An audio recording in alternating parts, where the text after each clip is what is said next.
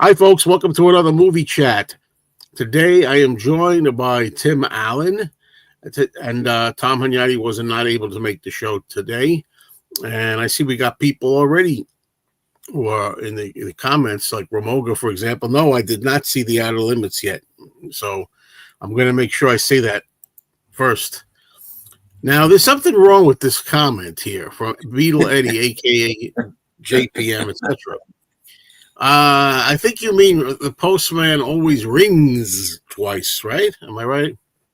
Yes, he About doesn't that? strike. Yeah, well, maybe if they make a movie these days, he may. Yeah. Hello, Mike Wall Jasper Hello. and James Farley. How are you? And hello, Elvin. Yeah, Hello. so here we are to talk a little bit about movies. We're going to rely, hopefully, on your comments because there's not a lot I think we're going to talk about today. You know, did you pick up anything interesting? I picked up one thing. As did I. So we got a good 30 seconds of content here. Well, we got 60 seconds because I picked up one thing. Okay, cool. Again, $2. Sealed Blu-ray, Bridge Over the River Kwai, still sealed, $2, no brainer. Mm-hmm. I only have it on Laserdisc, I think. So there you go. Nice upgrade.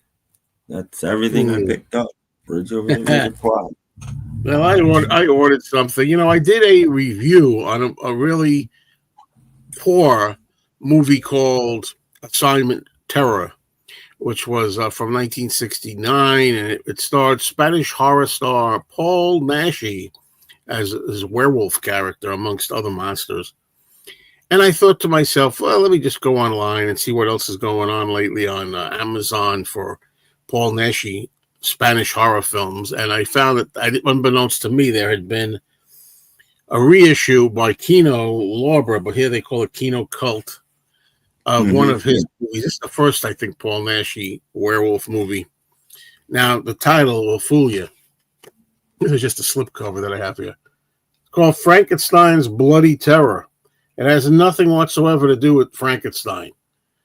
Originally, this was called La Marca del Hombre Lobo, the Mark of the Wolfman in Spain. And producer Sam Sherman, who just passed away recently and put a lot of schlock movies like this out, producer Sam Sherman retitled it for the American market to Frankenstein's Bloody Terror. I think because he, by contract, had to deliver another Frankenstein film or something. So they called it this. And at the beginning, there's this really lame prologue of it that says, there's cartoon images of the Frankenstein monster. It says, the family of Frankenstein is now possessed or something and turns into a Wolfstein. The Wolfstein, the family of wolf monsters. I was like, it's ridiculous, but this is the kind of crap. And anyway, I'm not really going to do a full review of this thing, but what's cool about this, it has the 2D version. This was made in Chillerama 3D. They have a version here, which I've never seen this in 3D. I always wanted to. It's from 1968, this movie. They have the 2D version, which doesn't look that great. I've got one that's actually better quality than this. They also have a 3D version if you have a 3D player and 3D television, which I don't. But I don't have the glasses here. They also have two 3D versions with the two color glasses, cardboard, old-fashioned glasses. That's the one I have to watch. But anyway, I just was checking some of it out. If you like horror movies, you like foreign horror movies, this one's one of the best. It's got a lot of atmosphere, a lot of castle and creepiness, and a lot of sex in it. I mean, there's a really erotic scene, a female vampire seducing her male victim. Let me tell you that much about it. And,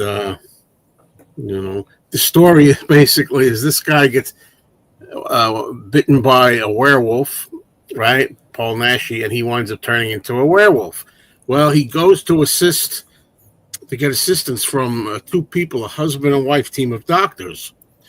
They go to a castle to do some kind of treatment on him, and turns out they're not doctors at all, the husband and wife, they're vampires. So they're going to turn him into a vampire werewolf. It's like all these weird foreign film uh, trappings. All right. So I said a lot. I kind of reviewed it anyway. Let's see where we. Let's see. I'm almost there. Eye popping shirt. Yeah, that's because it's kind of cleaner than you need most of the time. I think this one. Yeah. This is a Dracula shirt. Yeah. I watched the Hollywood A Celebration 13-part series again today. What a wonderful documentary on silent movies. Cool. All right. Hello, Douglas. Hello, Ali. Yeah. Hi, Ali.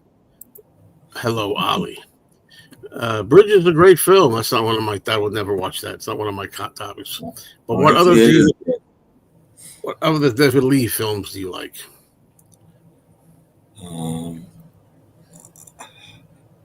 Lawrence of Arabia is great. They're my two favorites. Well, rest in peace to Diana Ladd. I don't know who that is, but I know the name, but I can't place it. I'm ashamed. Oh, this Halloween, everything passes quickly there. Yeah, everything does. Yep. What's up, Peter? Okay, yeah, I'm glad you managed to dry your stuff and put it back. He's calling attention to his funny AI video. Although, we were talking a little about, Tim and I were talking a little bit about AI before we went on here. How it is taking, it's ruining the world. But you ain't seen nothing yet, folks. Wait till 5 years from now. You think we wait to see the mess we're in. People think it's fun and everything, and to some degree it is. But wait and see what happens. Very soon, not even 5 years, 2 years, a year, 3. A year. I hear people talking about, how I made an AI video 2 months ago, and it sucks compared to what you can do now. Yeah. 2 months. It's scary. Yeah, it sure is.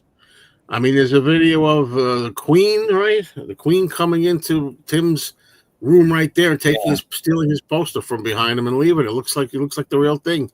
Okay, we know it's outlandish. We know it's nothing because obviously the Queen is not going to come in and take Tim's poster.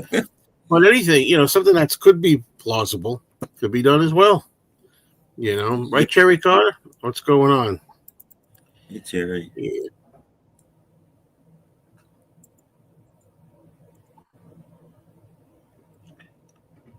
Okay, there's some information for you there. Wow. Never. Hi, friends, and high quality entertainment. Good evening, Robbie, and hello, Joe and Tim, of course. Hello. Yeah, the collections are okay. Absolutely. Yeah. Yeah, I've said this. I've said that there has to be a strict, firm law that they enforce. Severe penalties for anybody who puts anything up AI that doesn't say in bold letters at least on the corner AI or something generated. You shouldn't be able to make money from it. Period. You should not, because it is AI steals from everybody. So you shouldn't be able to make money from it. So if you have an AI video, it shouldn't be monetized. You should not be able to make money from it. Absolutely. Oh,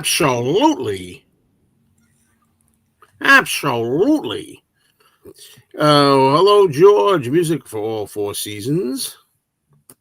Hello. And I have not seen Eaten Alive. You think I would have, but I did not. And hello, Penny Lane. What's the good word? I don't even know how to pronounce this, but I haven't seen it. What is it? I know somebody did a review online, I noticed, but I don't really know what it is. Yeah, I haven't even heard of it. Okay, Diane Ladd was in Chinatown, and Alice doesn't live here anymore. She was married to Bruce Dern. Oh, really? And the mother of Laura Dern. I didn't know this. Oh See wow. that? Okay. Well, R.I.P. to her. Sorry to hear that. Well, let's take a little break here for a moment just to talk about if we've seen anything. I saw things that aren't really not much to say about it, to tell you the truth, because it's stuff that I've seen many times, most of it. I wound up for Halloween on Halloween itself. I wound up watching a lot of the old Universal monster movies. Are you surprised? So I'm not even going to talk about them. I did a little bit talking about what I watched lately in a video of a new series I'm doing here. Every month I'm going to try to jot everything down and then do what I watched last month. Hopefully there'll be some new titles in there too. I mean, new to me, not necessarily new, meaning 2025. But this is kind of weird. I think it's the first time something like this has happened. Maybe. Yesterday, I watched Butch Cassidy and the Sundance Kid again. I just saw it in a movie theater on a big screen. I just saw it the proper way. And yesterday, I noticed it was coming on the TCM channel at 8 o'clock. And there was nothing else really to watch, so I left it. I was just going to watch a little bit. And my girlfriend and I wound up watching the whole thing. And not only that, but a couple of months ago, before I saw it on the big screen again, I'd seen it with my friend Anthony. I showed him my Blu-ray. I watched my Blu-ray, I think in September. Saw it on the big screen in October. I watched it on TCM in November. Enough. I'm good with Butch Cassidy for a long time now. Last thing I'll talk about is something I think Tim was talking about a little bit. For Halloween evening, for whatever reason, I decided to give another try to this movie. It's a Val Lewton movie. The Val Lewton series I really like, but I've always had a little bit of trouble with The Seventh Victim. The Seventh Victim, first film to introduce Kim Hunter. Did you watch this or not? I forgot. You did you? Yeah, no, I did. I watched them both. This is a Criterion that's got I Walked with a Zombie on it also. New Criterion. The thing about The Seventh Victim is it's very understated, as are all these kinds of movies. It has to do with a cult of devil worshippers, and it's like early Rosemary's Baby vibes. And it turns out that Kim Hunter is a student that leaves school to try to find her older sister who's missing, and she's somehow involved with this cult of devil worshippers. And there's a lot of shadowy, film noirish touches here, which make it really nice to watch, interesting, understated, but it took me a lot of years. I've seen this movie many times. It's one of those movies I've been trying to like more. Now I like it a little more every time. And why do I keep watching it? Because I love this era of horror films and films in general, 1940s. And it has elements I do like in it. I like the whole feel of it, the way it's made and everything. But it's a little complex, too. It's a little complicated. And I thought, to me, it doesn't go smooth. It's like, who's in love with this one and who's the husband of her and this kind of thing. But I'm really warming to it more and more every time I see The Seventh Victim. And there you go. Let's see what we got here. We'll go back up here. Way up back here. Oh, Elvis singing with Judy Garland. Nope. I saw Elvis. There was a funny one when he was like mad at the Colonel or something. He fired him from the set of one of his movies. He said, "Listen here, you fat windbag." He goes, "I'm getting tired of this." And he fires the Colonel. And then they go ahead to the years. And then without the Colonel's influence, he wound up being in A Star Is Born. And then the next thing you know, he's receiving the Academy Award for A Star Is Born, Elvis, and all this other. He's in Star Wars, the Han Solo part he's doing. And again, if you didn't know, it looks real, And you're going to be able to say, here's an interview with, I don't know, Elvis Presley. I'm going to make anything up. Talking with Walter Cronkite. And he never talked to Walter Cronkite. Never did. Or say maybe he did. I don't know. But you get my meaning. It could be innocent stuff. Obviously, when you see Elvis Presley calling a Colonel a fat old windbag and getting rid of him and waiting for A Star Is Born, obviously that he could tell that's all made up. But when they start doing more realistic, plausible things with this, you're not going to be able to tell. And you'll have to tell your friends, oh, here's an interview, Elvis with David Letterman. Okay? Well, no, that's not real. Oh, it's not real? No, David Letterman, you got to understand, Elvis died before David Letterman got his show. Oh, then you're going to see a real interview of Elvis talking to, I'm just going to make up somebody, John Doe, and say, this is for AI too, right? I can tell. No, this one was real. No, this one is the real thing. It's like, who needs that? I don't.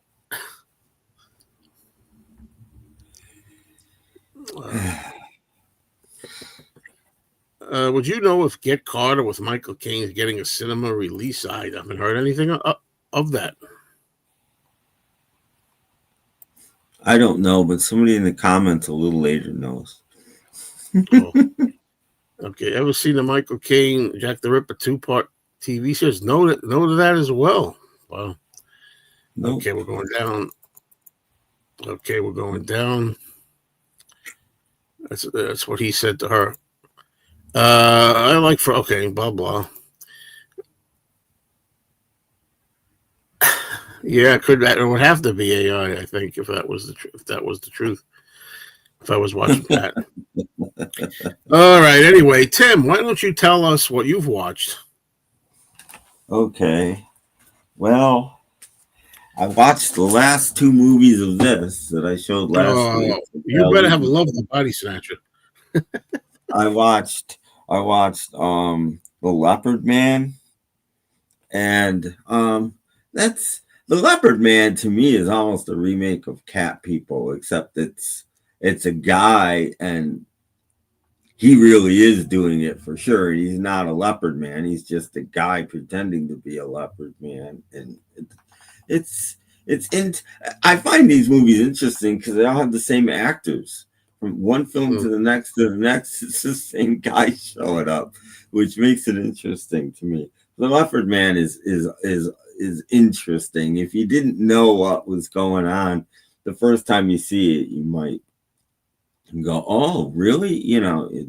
But once you know, and then it's over. And then, of course, the last one is The Body Snatcher, which is, some people say this might be Karloff's best role. As far as being able to actually act. It's a really good movie. And Lugosi's in it, but he's got a small part. So this one is not really, I don't consider this a Karloff Lugosi film. Lugosi's part is just too small in it. But yeah, great movie about body snatching, of course, because, which was a real thing. People don't know this was a real thing that was going on. You never walked by an old cemetery and seen like crates over graves and stuff. That's why they're there. They used to build fences and fence, because they didn't want their loved one's body stolen. So anyway, finished my Val Lewton box. I love the dynamic in there between the Karloff's character and the doctor. They both have Toddy. I love how he always calls him Toddy. He hates it and he refuses to call him anything else. And busted his balls. But the only weird thing in that movie is the only really likable person in the whole movie. Well, Karloff's a little bit likable, even though he's the worst one a lot. Is Toddy's wife. Toddy's wife is likable, but nobody else in that whole movie. What are you talking about? The young apprentice is very. Okay, the young apprentice is likable too. I guess. Yeah, he's good. Come on, man, give him a break. Yeah, but. Master Fetus. Yes, Master Fetus. So then I watched 2 more Karloff movies on Laser. Oh boy! Still Halloween. I watched. Oh wow! Oh, I'm really excited. Let me blow this up. I am really. Is this your first views of these? It was actually. I thought I'd seen them before, but I haven't. I love So, both. and people might be shocked at this, but I like the Raven better than the Black Cat. Oh, that's interesting. Yeah, I mean, I love Um, that growing up, the Raven. and they're both Karloff Lugosi films, and in the Raven, Lugosi has the bigger part, and in the Black Yeah, Cat, Karloff has the bigger part. Although it I starts think out they're with kind of even. Lugosi, I but it think. turns Oh, I into think a they're kind of Karloff. even in. Hold on. I think they're kind of even in the Black Cat. Personally, I may disagree, but Yeah, but it's since it's Lugosi's or Karloff's place that they're at, and he's the master. You know, it kind of becomes more his film. And it's weird because and the parts are completely reversed. In the Raven, Lugosi is the bad guy and he's the good guy in the Black Cat, and it's vice versa. yeah, it's a rarity. It's rare to have Lugosi as the good guy. Yeah, but I like both of these films, but I don't know. There's something about the Raven that the Black Cat seemed a little silly in a way. Parts of it, I don't know, and they're both really short films. Both of these films are under an hour. So I watched them in the same day. So yeah, I don't have a whole lot. I don't like to talk about plot too much because I want people to watch them. Yeah, I like You know. I believe they call it the decor in the Black Cat. It's got a Oh yeah, futuristic. yeah. No, the setting's really cool. It's very modernistic. Very it's cool. But yeah, I enjoyed both of those. And then I watched I don't have anything to show here, but I watched two films both from 1929 that are kind of horror-ish. The first one much more than the second. The first one is silent. It's interesting because the first one is silent and the second one is sound, and they're both from 1929. The film is called The Seven Footprints to Satan. And I Yeah, watched it. It's on YouTube if anybody's interested in watching this. And it's interesting because the lead character, you wouldn't recognize him, but it's now I've forgotten his name, but it's Commissioner Gordon from Batman. yeah. Wow. In 1929, Neil Hamilton. Neil Hamilton stars in this movie, and he's being set up. He wants to go visit Africa and leave his girlfriend and his job and everything behind, and his rich uncle wants nothing to do with that. And You just I'm said you not don't gonna want talk. to tell plots of movies. Yeah, I know. I'm already talking about two, You but always do. Come to think of it. again, about an hour, a little more than an hour, maybe, but about an hour long for that film, and it's it's great till the end. I mean, the ending, I suppose, had to be what it was, but it's really interesting. It's shot really well. It's an American film, but it could almost be a German expressionist film. There's a lot of like really interesting shots, and it was made in Hollywood, but by a guy from the Netherlands. I think I forget his name, but it doesn't look like an American film, and that's what's cool about it. And the other one, Darkened Rooms, is really just no. I might have it wrong. Maybe Darkened Rooms is the one with Neil Hamilton. I think it is. Seven Footprints to Satan doesn't have Neil Hamilton. Darkened Rooms Oh, does. okay. And that's the only reason to watch it. That's the only reason to watch it. It's just sort of a routine. It's supposed to be scary. It's not.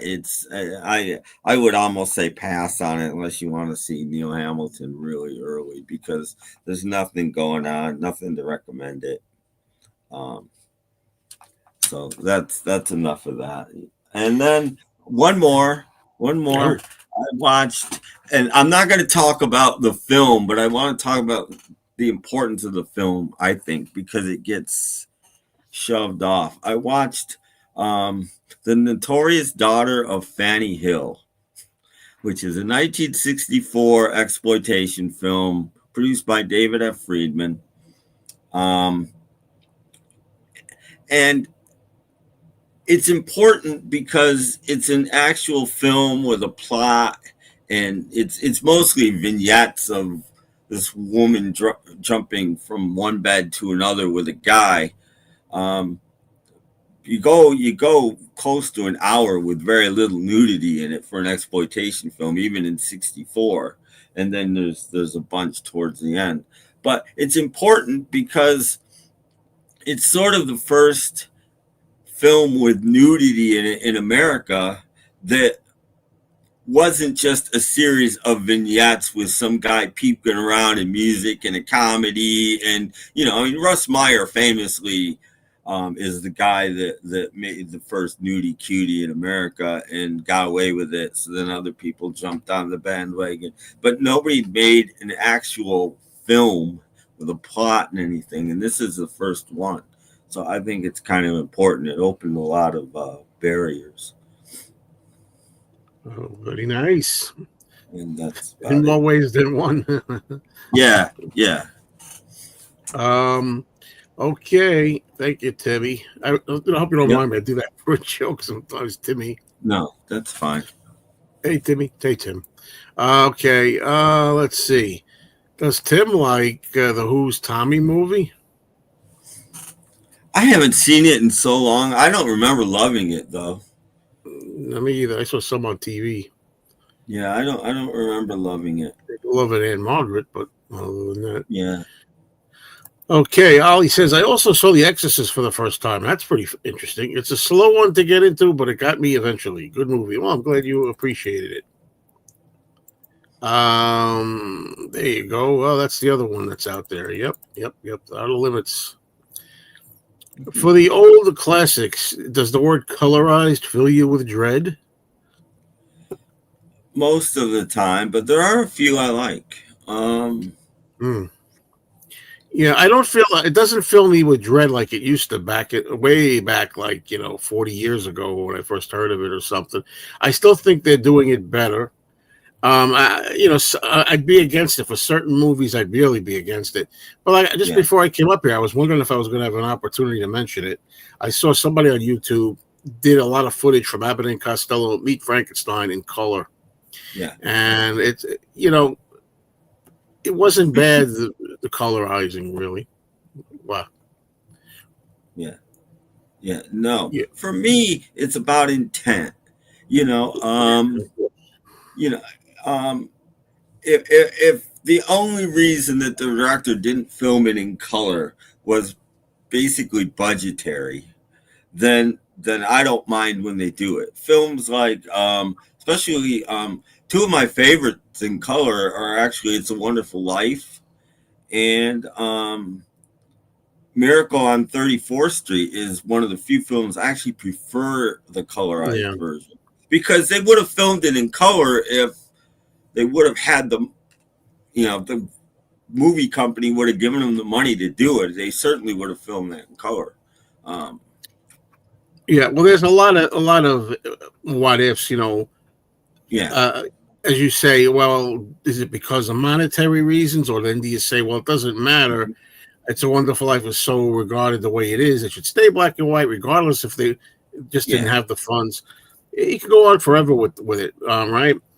I think colorized versions of some of the film noir that you like would take the whole meat out of it. What you like about it, if that wasn't the shadowy black and white, maybe I don't know.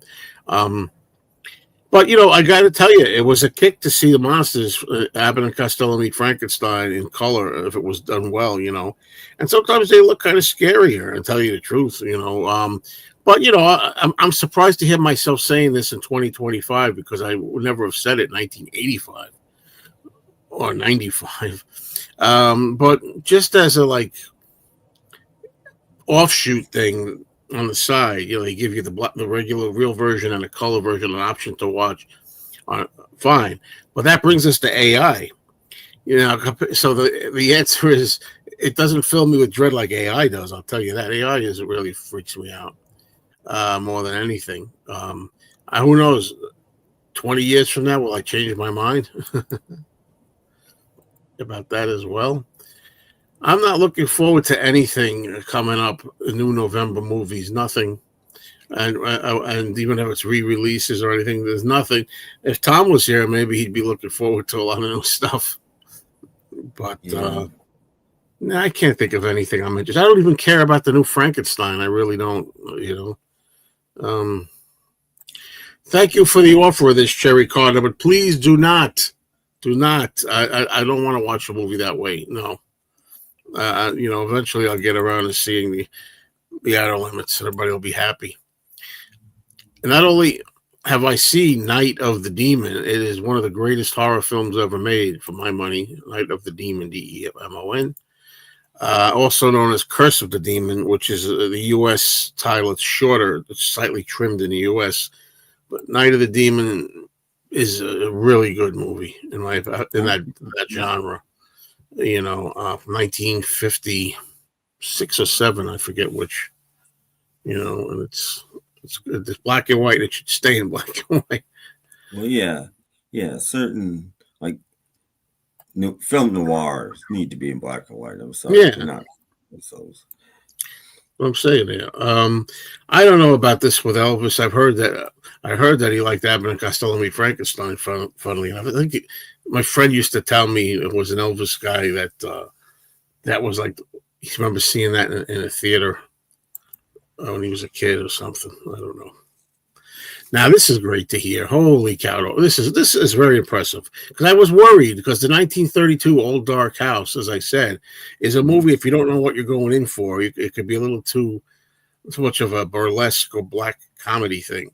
So I'm glad you enjoyed it, and I'm glad the young Gloria Stewart is in there. She's the old lady in Titanic in 1997.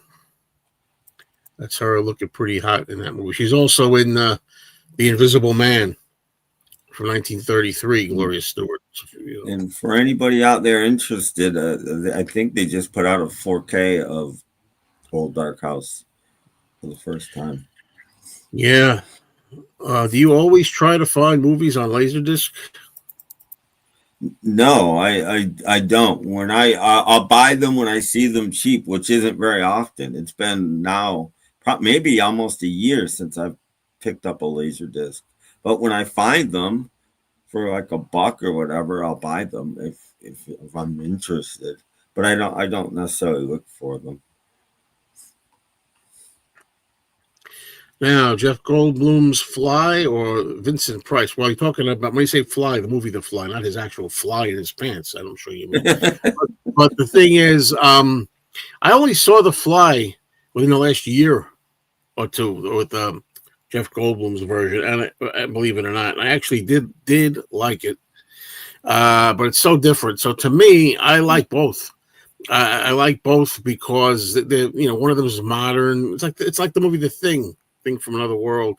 One of them is more laid back 50s kind of thing. The other one is in your face, gory kind of 80s thing. The thing is, if I had to pick one, I'd probably go with Vincent Price version. If I had to pick only one, I couldn't have both. I would too. So there you go. Elephant Man would have been horrible colorized. Yeah. No, you don't. Well, that's another thing too. Like it goes the other way too. I wouldn't want to see movies that are in color in black and white either. Yeah. I can't think if there's any examples where a movie that was made for color was better in black and white. I'm trying to think if that ever happened. It's funny they did that with the last Godzilla movie. Godzilla minus. This is going to be confusing. Godzilla -1 in the theaters. Newer movie, right? 2020s, and then they put it out in black and white to match the 1954 Godzilla. I didn't even see it. I wouldn't see it in black and white. That's a color movie. And speaking of Godzilla -1, there's going to be a sequel to that, and they're going to call it Godzilla -0. It's gonna be very hard to keep these titles straight. It already is when it comes to Godzilla movies. I think Godzilla's 71 years old this year. And it's like, man, there's so many of them, and some of the titles, especially the original Japanese titles, are really, really long and weird. So now you got to distinguish between Godzilla -1 and Godzilla -0, which is first and all that stuff. I wouldn't want to see Alien or Jaws in black and white. No way. Yeah, there's going to be that as well. This stuff's all fun and games for a little while, but when it becomes the norm, like people are addicted to cell phones now and stuff. We're in trouble. Thumbs up here, too, for Night of the Demon. Tim, I would recommend that if you never saw it. Okay. It's also known as Curse of the Demon. Either one is serviceable to, because it's an intelligent movie, and it's got a monster in it. They didn't want to put a monster in it. It was Jacques Tourneur, right? You must know that name. Yeah. And he directed it, so it's got Dana Andrews in it. Is the lead guy, but it's an intelligent movie, and the director did not want to put a monster in it, but the studio made him put a monster in it. The demon. You're not supposed to see it. You're supposed to just imagine it, but they put one in. But it doesn't ruin the movie. Arthur Gilbert's like Westons. Earth versus the Flying Saucer colorized, and it came from beyond the sea. I know the one. Yeah, the octopus looked good in color. Those are Ray Harryhausen. No. And I'm not big on Ray Harryhausen. I feel bad saying that because I got to meet him. I met a lot of these people at horror conventions and got his autograph because I respected what he did. But I never really liked stop motion animation too much. It looks kind of artificial to me. Yeah, it's better than CGI.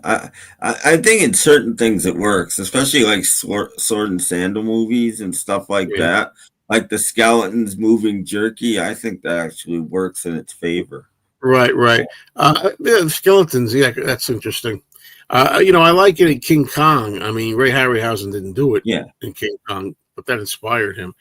The original 1933 King Kong I'm talking about. But I think what I liked it is I just think it's a good movie. It's a good adventure movie. Like, it's not so much that Kong looks great. The effects look great. But for the time, for 1933,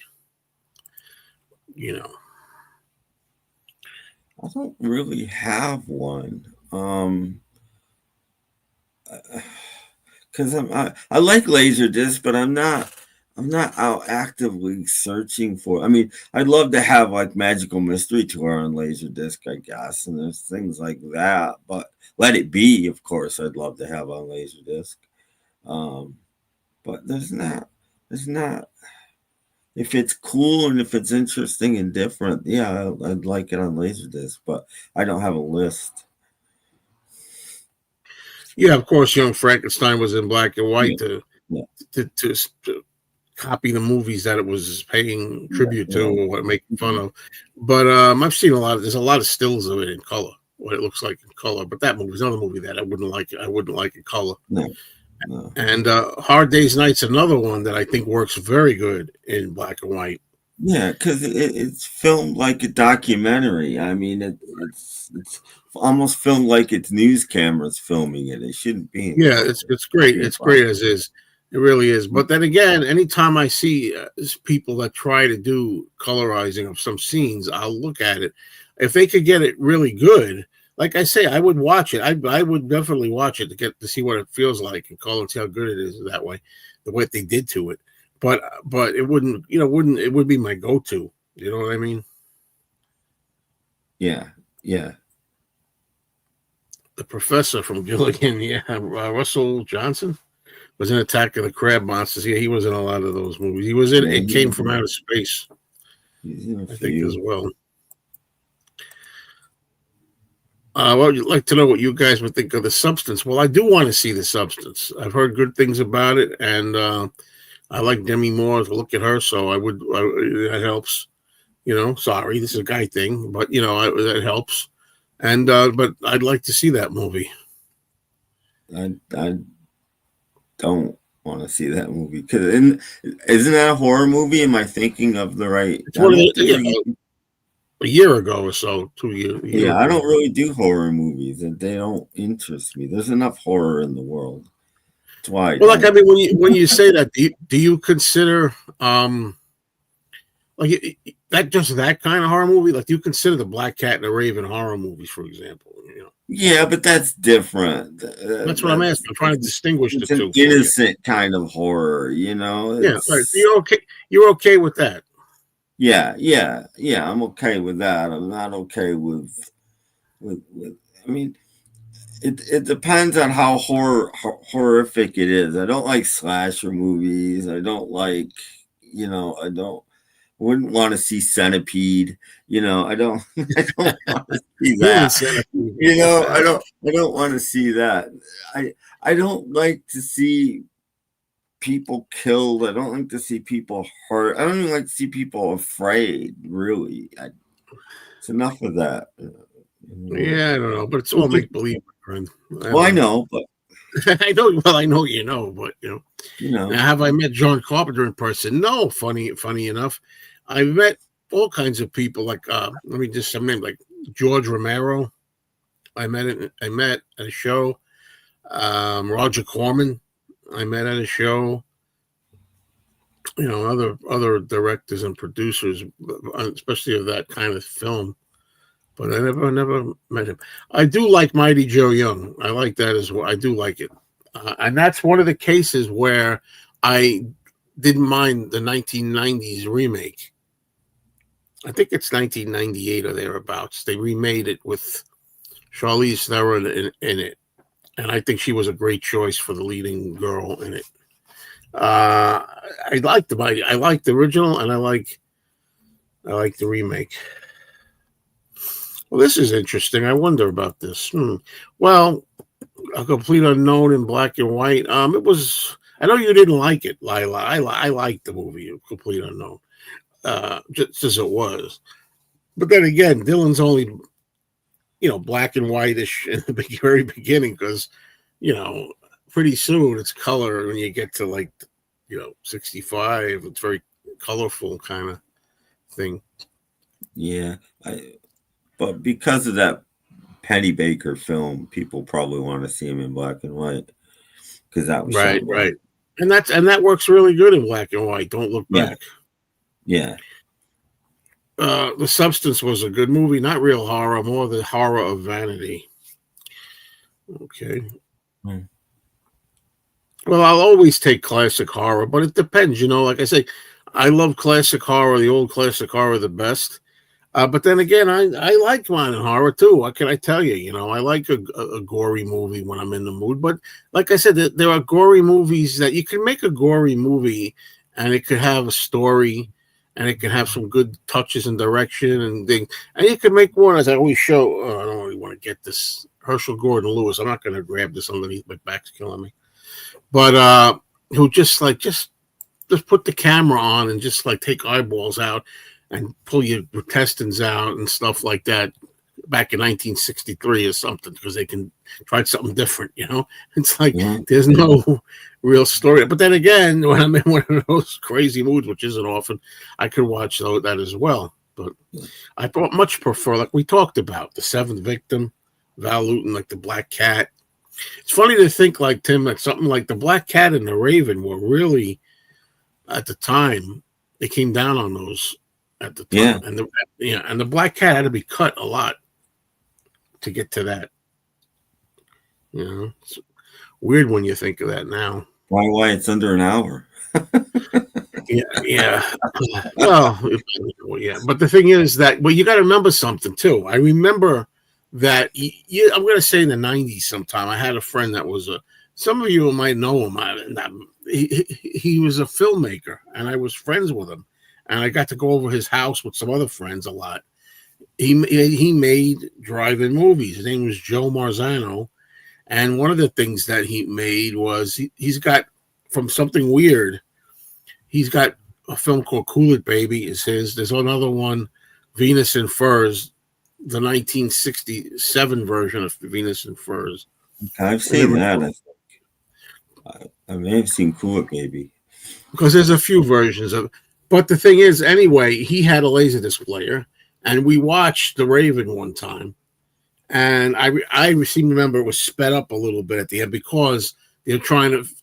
I would notice it. It's something I don't think anybody noticed, but I know the film so well that I could tell when it slightly do this. Sometimes they do that on TV. Too. Yeah, they do that on TV a lot. Yeah. And I remember thinking they're trying to fit them all on there. Yeah, could be.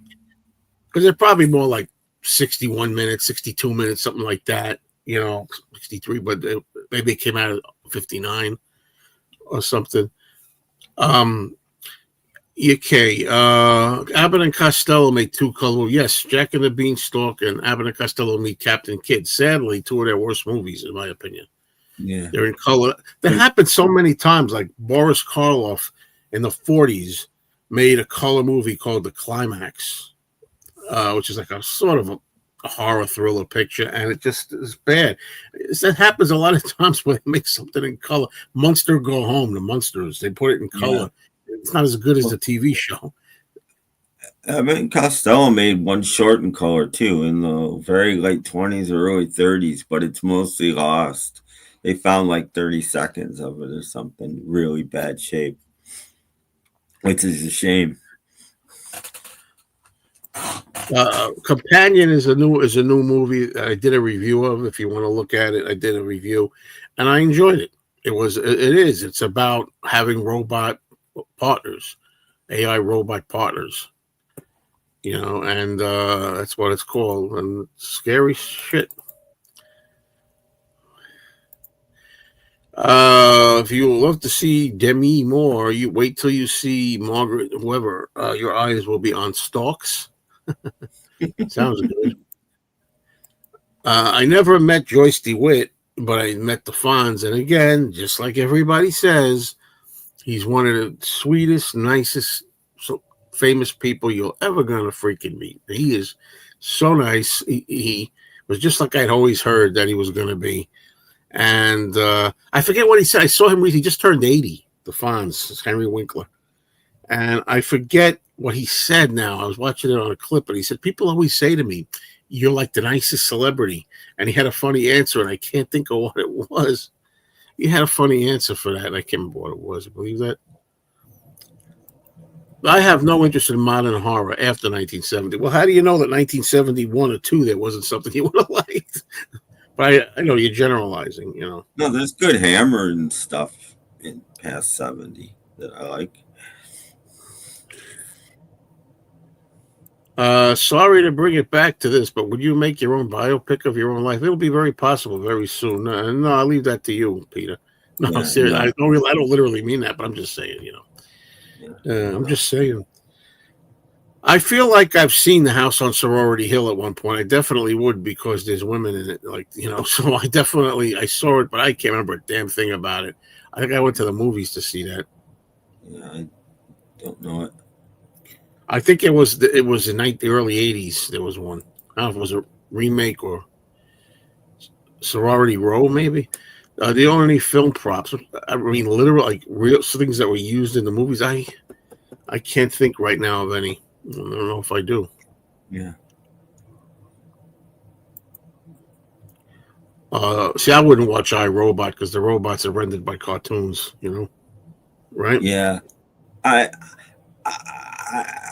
think I did once, and I absolutely, maybe I didn't. I get all those. They kept remaking all those movies. Maybe I only saw The Day the Earth Stood Still. Maybe that's what I saw, but I hate all of that stuff. But as much as, let's see, like imagine being in a cinema in the 30s watching these classic horror films. Must have been terrifying but thrilling for 30s audience. Well, Frankenstein with Karloff was supposed to be very intense at the time for the day. That's one of the things that I always dream of doing, a time machine, go back and go to the 30s, or go back to the 60s when the Beatles first arrived, buy up all the memorabilia, those kind of things. But I always wonder that I have that in my mind sometimes. I'm talking about as a time travel thing, going back and say, okay, now the way I am now, I'm going to go into the 30s and 40s, and I'm going to see these in theaters. But the funny thing is, a lot of the horror movies, they have you can access reviews of the times, the actual time when they first came out, and they say some of them suck then, and they're stupid and funny and unintentionally funny even then, like in the 30s and 40s. Yeah, and there was a lot of groups against it, and a lot of critics hated them, and they just wanted to see dramas. But the weird thing about Frankenstein is everybody knows Karloff was uncredited in Frankenstein, and it didn't matter. It's the film that still made him a star, and he was the lead credit on his next film, even though his name isn't even mentioned in Frankenstein. Well, in all fairness, at the beginning of the film, when it says the monster, they have a question mark. Uh-huh. And then at the end, when the credits come back, they have him in there. Not at the beginning, But and then they never used his Boris name either for a while. I don't understand that. It was just Karloff. Oh, because he was a big star. They did that like with Garbo. It was the big thing. And in The Mummy, he was just Karloff. The uncanny. I think even it might even say that did they do that in The Raven? I think all of those early films until you get to the late 30s or his non-horror films. People got to remember that he wasn't just doing horror films. He's doing all kinds of films. That's all people remember. Yeah. Okay, Bruce Davison.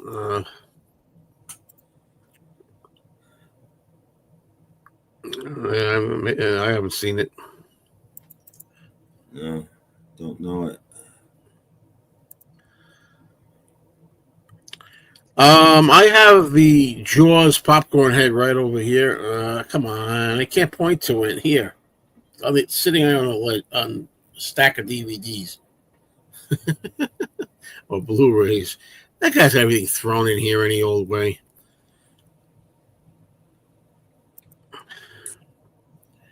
There we go. That's a Bruce Davison movie. Davison, I think it is. Yeah, the TV movie I like the Frankenstein TV movie with Michael Cera's in as the monster. That's a good one.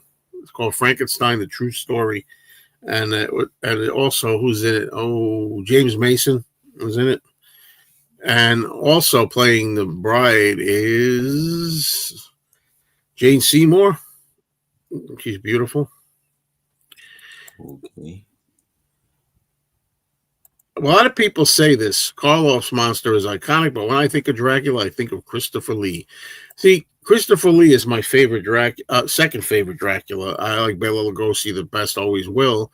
But I do like Christopher Lee second. But the thing about it is, I'm being a little niggling here, but the thing is, in the Hammer movies, they don't have good dialogue for Dracula. Lugosi has more great dialogue in the first Dracula, 1931, than in all the Hammer Christopher Lee movies. I haven't seen Dimension 13 in many years. I only saw it once, but I remember thinking it was pretty good. It's Francis Ford Coppola. Yeah, I haven't seen it in a long time either. I'm not drawing I'm drawing a blank. Actually, I don't know who. Can't think who this is. Well, everybody in Dracula is very British. I mean, I love Peter Cushing as Van Helsing. I mean, he's just fantastic, and that, and he's my favorite. Peter Cushing is my favorite Baron Frankenstein by far. By far.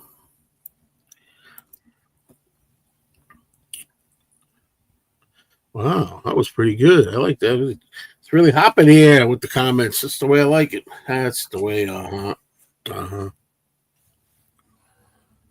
Oh boy. Hey, Mix 64. I'm supposed to be making a beef patty for dinner, just a beef patty, and back to that stuff. So, yeah, I know. I have eyes.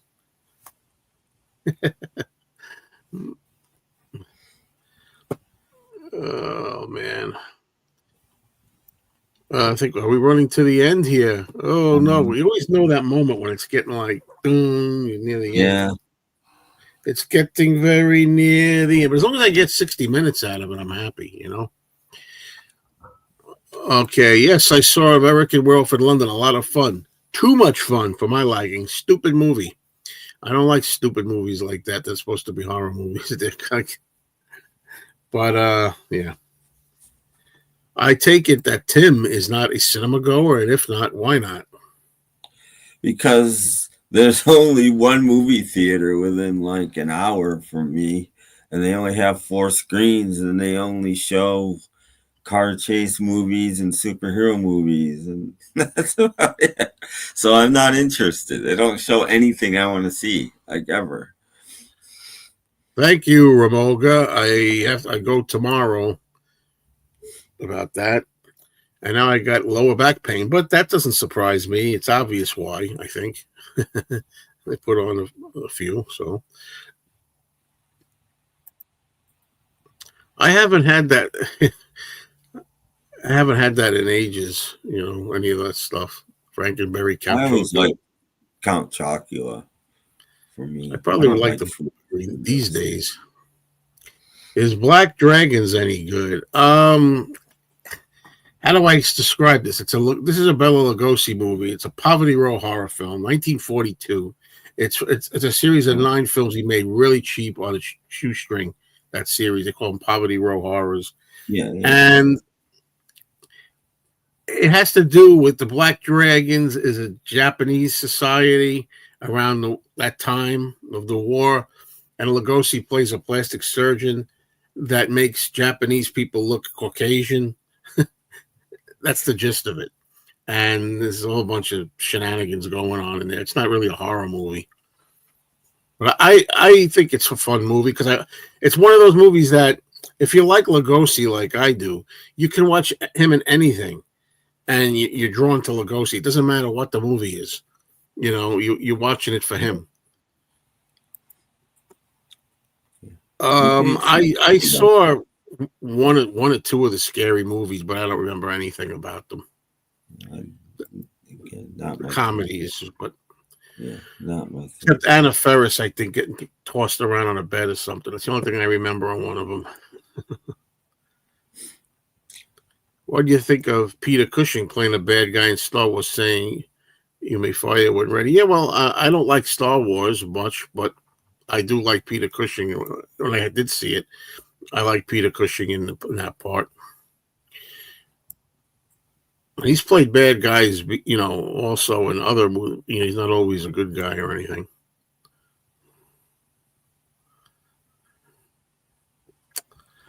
White Zombie, that's another one, another Lugosi early movie, 1932. Lugosi's great in it, and it's got a lot of atmosphere in it, but it is rather slow paced.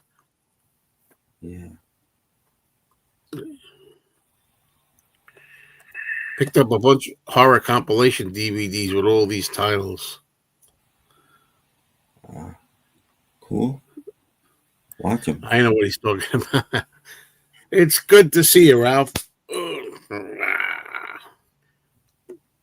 With the sleeping pad on, everything will be all right. Yes, Invisible Ghost is another look. That's one of the best of those, I think.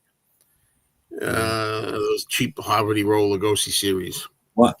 We might have talked about this once, Joe, but what do you think about Lugosi? As far as I know, his only color film, Scared to Death. That's another example. It's a terrible movie. Yeah, another terrible movie. You know, but that's what I'm saying. The few times that you got people that got a chance to make a color movie, one color movie or two, they stink. It's just a coincidence. It's like, you know, when did you ever say, oh, you know, like Abbott and Costello's color films are not their best. Karloff's 40s, the House of Frankenstein, the Universal with all the monsters, was made in 44 along with the climax. Did they make House of Frankenstein in color? No. But the monsters, they made the climax in color. You know. But and also Scared to Death. Yeah, that's the name of the movie. Lugosi. It sucks. and it's also got George Zucco in there. It's got like a, some of the mainstays of the 40s horror films are in that, and they wasted. Well, I think sometimes they know they don't have a good script and they know they're not going to have a good movie. So they shoot it in color because most movies were still black and white. So a lot more people will probably go see it if it's in color. So they spend the extra money to shoot it in color to try to get people to see it. Ghostbusters. I feel like we get the Ghostbusters question every show or other show. I don't care about Ghostbusters. I went to the Waverly Theater in the Village in the city to see it with my girlfriend in 1984.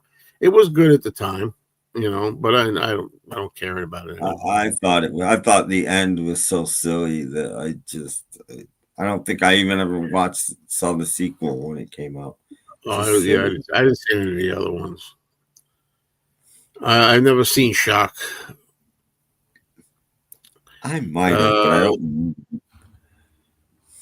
Best color Karloff is the Grinch. I don't agree with that. I mean, it's a good little Christmas cartoon, but that's not Karloff's best color film, in my opinion. No. What is Karloff's best color film? I would go for Targets. 1968. What? Yeah, what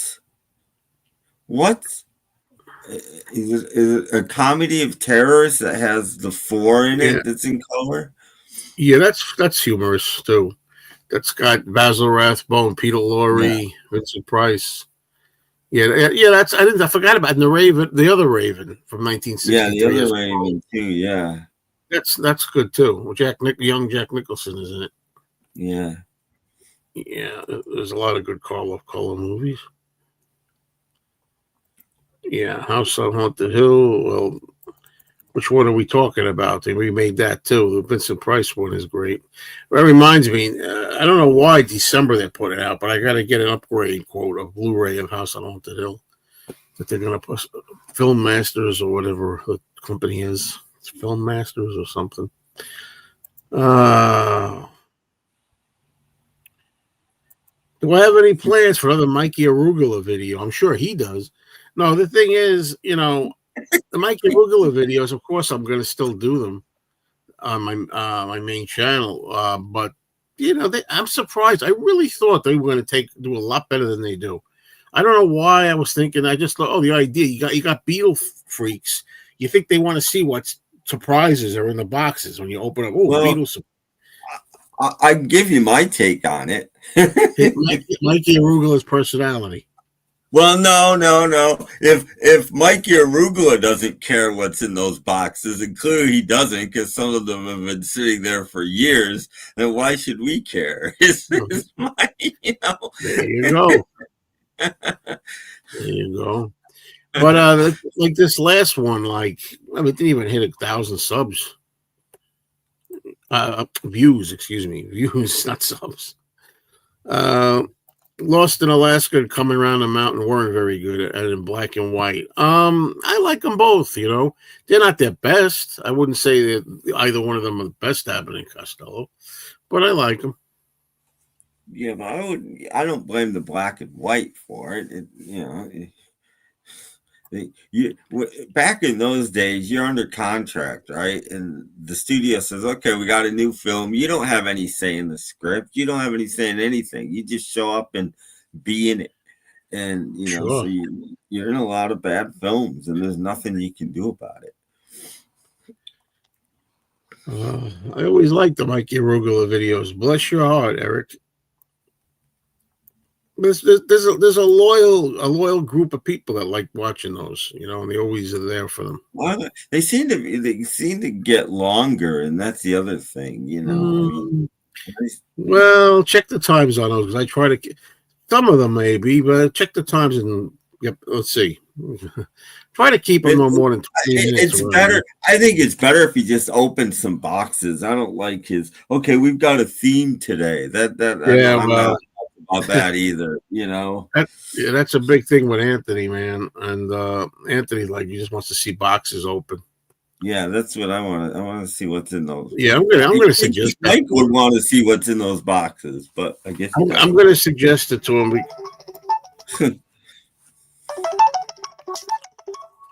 Take over the show. Hi. What have we got here? I don't even know where Joe left off in the comments. I can't see with my...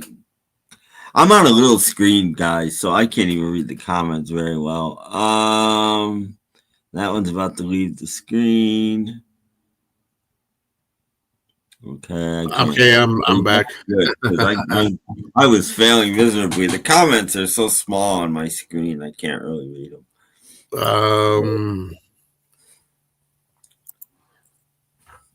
Yeah, I was trying to read that. I don't know what this is about. Yeah, I didn't either. And then you came back. Trying to figure like what exactly is meant by this. I'm trying to read it. Hold on. Could you put that into words which even Caesar could understand? Oh, that's what I wanted to mention in the Raven. One of the clips that you always show came from the Raven, and I was like, right. Yeah, how can I forget? There it is. Oh yeah, that's right. I'm glad you remembered it.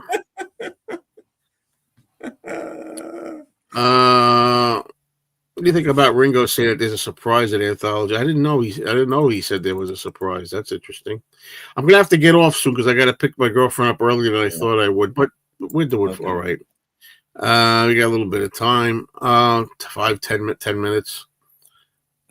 Deadly Ernest was the host. TV late night horror movie host. Okay, I see what you're talking about now. They're good videos, but I don't care about the boxes either. Well, then what's good about it then? The boxes are the whole thing. I only care about the boxes, but I wish Mikey cared about it. I don't understand. To me, that's just, what do you call those people that just hoarder? To me, he's a hoarder. You know, he's got money burning a hole in his pocket. Yeah, he's broke probably because he spends all his money on boxes that he doesn't open. It's really weird. I know Tom wasn't able to make the show, but I don't know if he's got a Paul show lined up right now or not. Maybe you could have a Beatles movie themed video with Mikey, and then you can put that on his channel. Otherwise, I mostly like the random opening of boxes. Yeah, well, you know, I always ask him, well, you just put these on your own channel, you know, I don't know, but it's okay with me. I don't mind. Oh, he likes Mikey and our interactions. Yeah, I don't feature in them very much. I just hold the camera, but yeah, you know. Yeah, I mean, and you know, it's hard to come up with a title that'll grab somebody. He suggested the last one, you know, paint a Beetle with Mikey Arugula. It's like, come on, Mikey, if you're there, you know, who cares? Paint the Beetle. We got Beatles paint by number sets, paintings and things. It's like, that's all right. Wow. and that's my.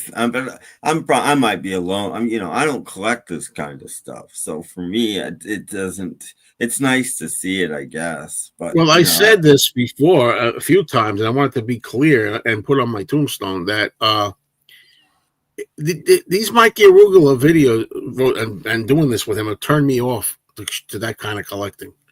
It really has. I mean, I don't need 90% of what he shows. Yeah, you know,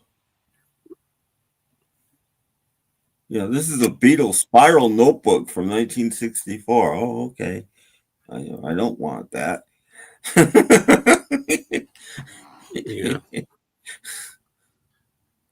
Oh well, because I don't care about the bum, it doesn't matter to me. But I'm glad that hopefully you had some fun with it there. You could do a number of Hoarders episodes over there. Yeah. Yeah, Mikey's. Some people like his energy, some don't. He really tires me. He really does because he's so energetic. Very gosh. But especially in directing him. So the biggest thing is, and it's a joke we have, he won't play to the camera. I tell him every flipping time. Like he'll stand there, he's looking at us, our camera. He goes, "Hey, everybody, look what I got here." You know, Like he'll hold up something and he'll go, look at this, ain't this cool? Instead of doing what I'm doing, he goes like this. He's talking to Anthony or he's talking to Beetle Don. Right? I mean, you ever seen this? You didn't see this, right? I'm like, the camera's here. Play to the audience. Show it up this way. I mean, you could go like that too, but make sure he forgets that you're supposed to be your audience is out here, you know. And sometimes, most of the time, I cut myself out being a pain in the ass like that. But I don't collect. You know, I tell you, you'd be so surprised. I mean, I talk about this with people all the time. I'm collecting a lot less.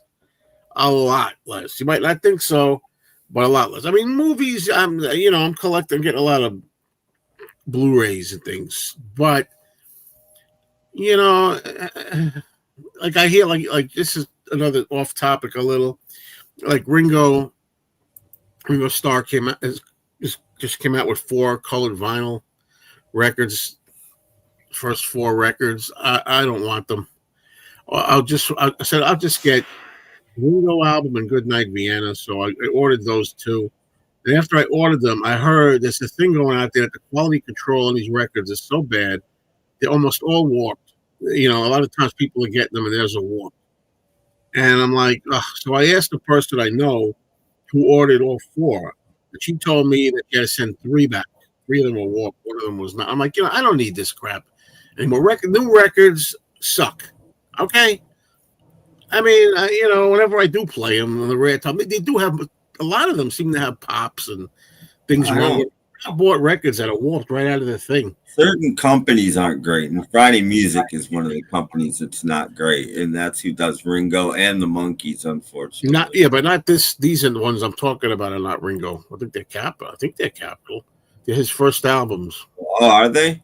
Are they? Yeah, but anyway, Friday Music is not the best. Yeah. I've never had problems with them, but other people have. Yeah, you got to be more of an aggressive film director. I heard that about Tarantino. I watched the thing about Tarantino. Certain actors, and also Roman Polanski, like John Cassavetes in Rosemary's Baby, wanted to do things his way. He wanted to improvise, and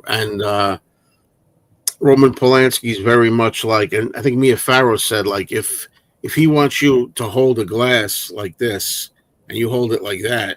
Like he'll put it down and go like that. You know, he wants everything exactly. And he had a lot of fighting with John Cassavetes because he's a director, was a director too, and he wanted to do it his way and improv and stuff. Well, it's funny. Like to me, in my opinion, the 2 movies I like that I consider to be the best directed movies ever are Ben-Hur and Rosemary's Baby. 2 of them, and both directors, William Wyler. Is the same thing. Charlton Heston used to say, like he had a scene where Charlton Heston, all he had to do was like walk past this thing, and I had to explain it outside his home, and he did it like 20 times, and he's like, what are we looking for here? He's saying, what do you want me to do? He said, I have one time when you walk, you accidentally you kicked a something like a vase or something. I wanted to see if it would happen again. And he said, I did that deliberately, Willie Wyler, because I did it deliberately. If you want me to do it, I can kick it every time when I come around.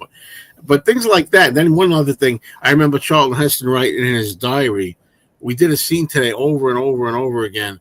Apparently, there's something about the way I pour water on my face that does not please Willie, and there's like a scene where he's laying down, outside in the grass or whatever, and he has like some water and he just pours it over his face, and that's the scene he must be taught. You got to do it 100 times, and this is why is it a coincidence that two of the movies that I think are so wonderfully and perfectly made are by directors that are like that, very meticulous directors. That's my point, It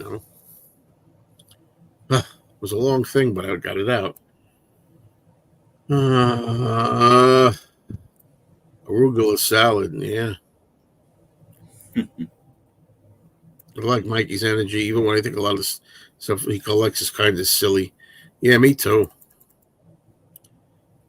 Yeah. Oh, the Monkees 4-parter. Pop goes the 60s. I haven't. I don't watch a lot of music videos, and especially long ones. Like his are usually over half an hour long. That's 2 hours. I don't. You, I'll get to them, but I haven't watched them yet. I got to get going, folks. So, yeah, I always wonder. Tarantino, he likes horror stuff. I don't know why he didn't make a good horror movie yet. I don't know. Good evening, gents. Great show. We'll CineMayo's something soon. Yeah, Chaplin. Yeah. You know what's interesting too? Back to Polanski with Rosemary's Baby. Like there's a making of featurette on the DVD that I have, and there's a scene where they're sitting in the kitchen, just like she was describing. They're sitting at a kitchen table having a conversation, and I think like he takes her hand and puts it on the table. She's just sitting with her hands on the table, just resting it like this. And then as he goes back to the camera, she just unconsciously like puts it down or something. He comes back and puts it back on the table. It's like, wow, man, that blows me away as a fan. What they want to get, they have an idea what they want, and he acts out the scene. Roman Polanski would act out the scene and do it like Chaplin would too. Yeah, going back to Chaplin. Chaplin's problem was he liked to use untrained actors. He liked to use people that weren't actually actors. So to get them to do exactly what he wanted was very hard because they weren't actors. Sure. Like the City Lights thing. He after almost a year of filming City Lights, he almost started over again with a different actress and then realized he couldn't possibly do that. But he chose an actress that never acted before. And it wasn't working for him. Well, on that note, folks, I gotta go. I'm running a slight bit late, so I'm glad we had another good show. Thank you, everybody. I'm glad some people had a good time. We'll do it again, hopefully next week, Monday, if I remember. So, talk to you soon. Keep watching your movies. Let us know what you're watching and everything, huh? Talk soon. Maybe Tom will join us next time. Who knows? Okay. Anybody out there that I know, by the way, I've asked a few people to come up here and do movie shows, and they don't seem to want to, but think about it. Later.